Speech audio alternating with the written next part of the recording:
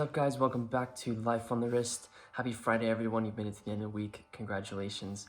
I hope everyone is having a great Friday. We get a lot of common questions that a lot of people who are getting into watches are looking for answers to. So this is kind of one of our series that we've done where we've discussed some of the common questions that we get and answered them.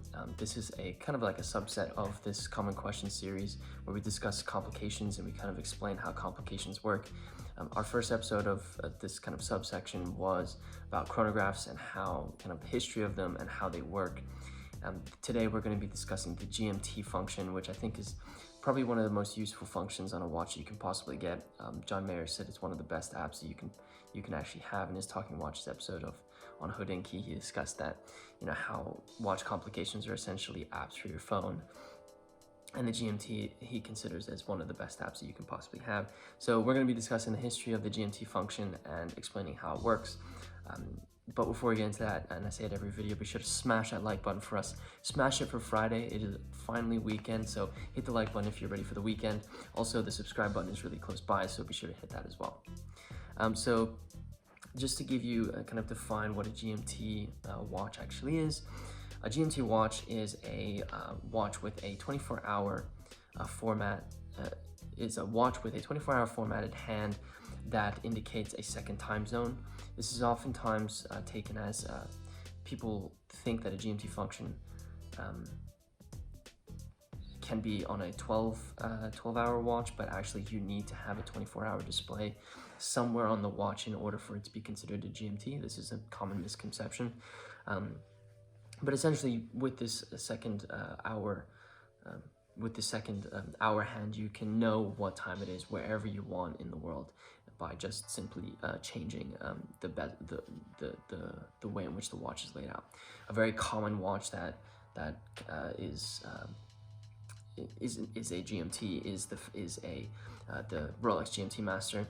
Essentially, it has a 24-hour bezel and a second hour hand, and you move the bezel in order to change the time of where you want the second time zone to be. So it's a very common watch and probably the one that you're thinking about when it comes to GMTs. But going into the history of the watch, the GMT actually, you can probably trace it back to when time zones were first brought about. So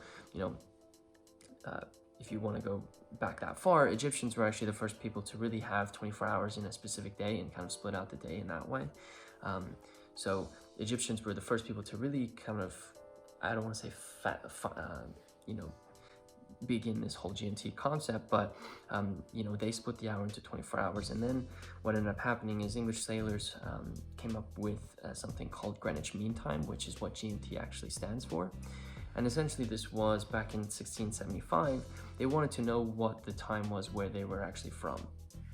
And they wanted to be able to keep track of what time it was, kind of differentiate between where they were in the world as a sailor and also what time it was back home where obviously their loved ones were. So they came up with this Greenwich Mean Time, and that's kind of where GMT comes from. Then an individual called Sandford Fleming came up with this incremental time zone concept where different parts of the world should have different time zones, and Greenwich Mean Time was one of the time zones that was named as one of the time zones that Fleming actually came up with, or ended up kind of creating for the planet that we live on. So we ended up having time zones, and Greenwich Mean Time was one of them. But the GMT complication within a watch actually was born from air travel. People started to travel a little bit more by air, and they needed to know what time it was elsewhere. In 1952, the first intercontinental flight between England and South Africa took place, and a company that was doing a lot of this intercontinental business was an air company called Pan Am, which you probably are well aware of. Pan American aviation company was a huge company that was doing a lot of these intercontinental flights, and they wanted their pilots to know what time it was in different time zones, and that is a totally acceptable thing, especially because these pilots were flying between time zones. So what ended up happening was Pan Am approached Rolex, of course, who were essentially, I want to say, the premier tool watch manufacturer at the time, and still are one of the premier tool watch manufacturers. And they approached them, and Rolex wanted, and they asked Rolex to make a watch that would allow them to see multiple time zones on this one single watch for their pilots. And they ended up coming up with the first GMT-Master in 1954. And from there, I think the GMT has basically exploded. You know, Pan Am is, there's a Rolex GMT that actually is for Pan Am with the blue and red coloring on the bezel, and it really has exploded into being, you know, known in the watch industry as one of the most useful complications that one can have on a watch. So pilots ended up using this and finding it extremely useful, and it's something that has kind of grown into whole lines of watches, and whole companies have really specialized in creating GMT watches. So it really has blown up, figuratively, and so especially when we're talking about planes, figuratively, it really has blown up and become such a huge part of the watch industry. As I said, John Mayer has referred to it as one of the best complications ever. I think it's extremely useful to have, especially. So just to make sure that you understand how the GMT function actually works, I'm going to use the GMT-Master as an example. So the GMT watch has, it's obviously, the GMT-Master from Rolex has a 12-hour display on the inside of the dial, and you have your minutes and hand seconds, so you can tell what time it is in your specific time zone. But then you can see this third hand, which has an arrow at the end, and it is pointing, this arrow is actually pointing to the bezel, which is the bezel insert, which is on the outside of the watch.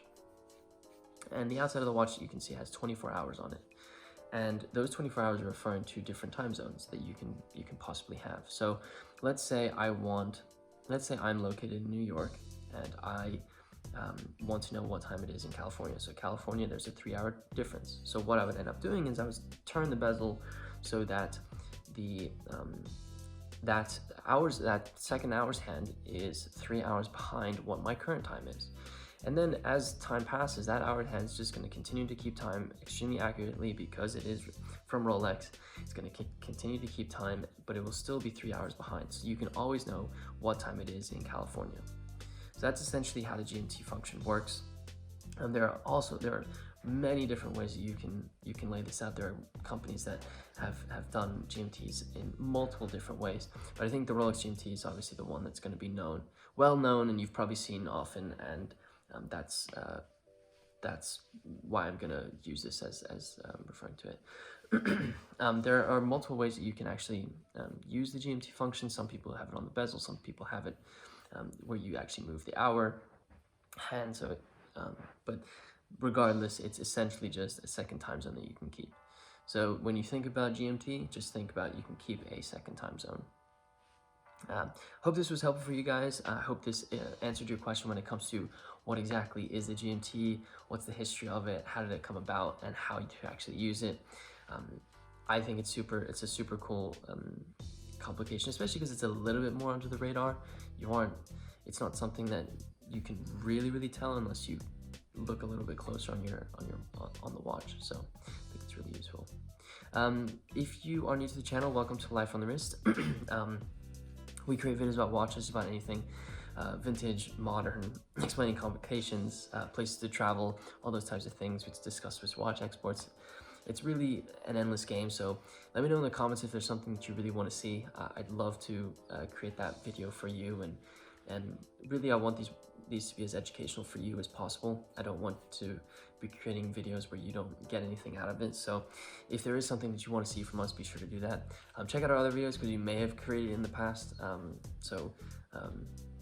Just take a look at our channel. Also, if you don't know, we run a vintage watch shop where we sell watches. We've got some really cool things coming up within the next couple months that are going to be hitting our store, which I'm really excited about. So be sure to keep a lookout on there. Also, if you've made it this far and you haven't already, be sure to smash that like button for us. Smash it for the weekend. We are finally here. I hope you have a great weekend, everyone. And with that said, guys, hope you enjoyed this video, and until next time.